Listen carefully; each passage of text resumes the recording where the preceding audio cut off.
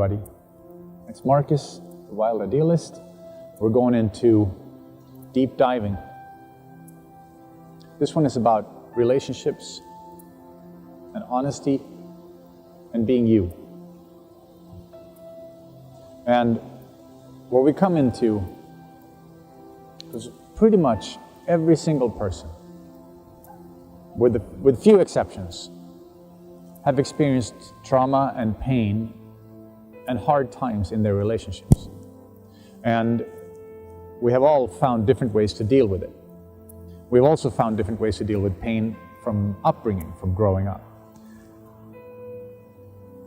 What our spiritual growth here, when it comes to, if we're basing this, we're coming out of mindfulness and oneness. Oneness is the thought that we're all connected on a deeper level, on an energetic level. We're all part of the same field. We're all part of the same thing. And as humans, we're trying the best we can to maneuver, because we get programmed with fear as we grow up.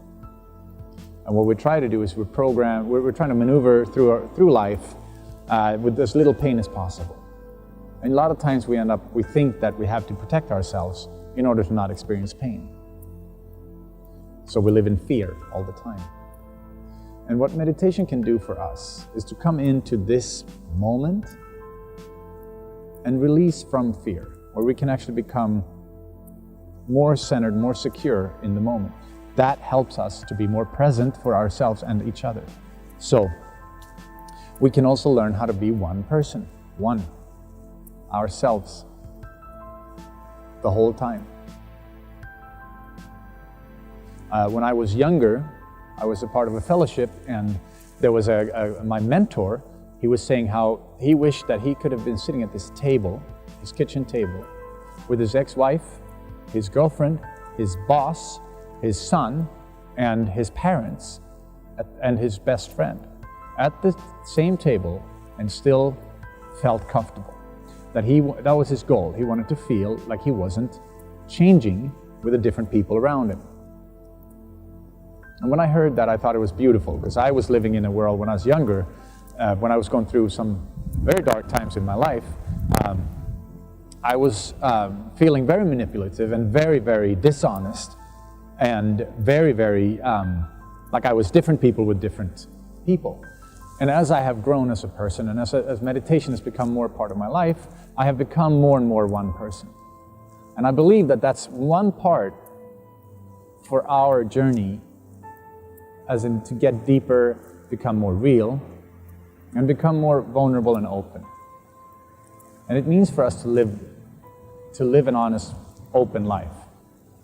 To be real with what you're feeling and who you are, and to dare to be that real with your partner. Because when we come into relationships, I think most of us have not, but I think we have. We're coming from a wounded place when we go into the relationship. So we found somebody else who's wounded and kind of works with our wounds, and we find a mutual path. But if we want to grow as people, we have to learn how to let go of those wounds, grow through those wounds. And that's where both spirituality and meditation comes in. And when you can find your way into stillness, preferably with your partner, preferably if you meditate together and you stay with an open heart, an open mind, you can sit with each other and communicate. And if you have experienced pain, you can ask the other person to please just hold the light up. Hold the light of consciousness while you're expressing your pain. Or if the other person is expressing pain, you provide the space. You hold the light of consciousness. You help the other person to release. And just be the watcher, be the observer, just listen. And see what comes out. Because maybe we don't have to respond right away. Maybe we can just listen and see what happens. A lot of times when the pain is allowed out and just it dissipates, and suddenly you will find each other again.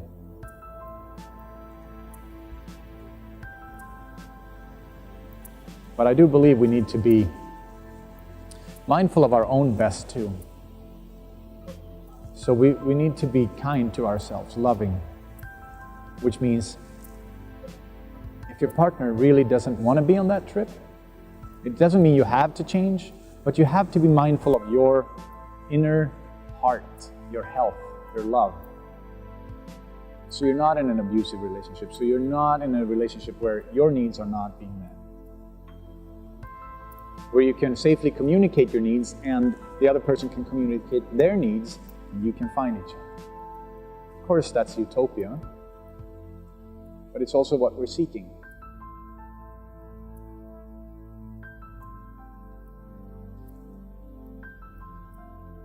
Imagine finding that loving relationship where you and the other person are strong enough to stand in your own space and lift each other up at the same time.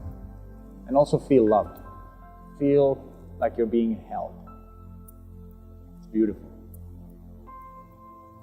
This was our first talk on relationships. I think there are going to be more. Welcome to the Wild Idealist. Hope you're enjoying yourself. Lots of love.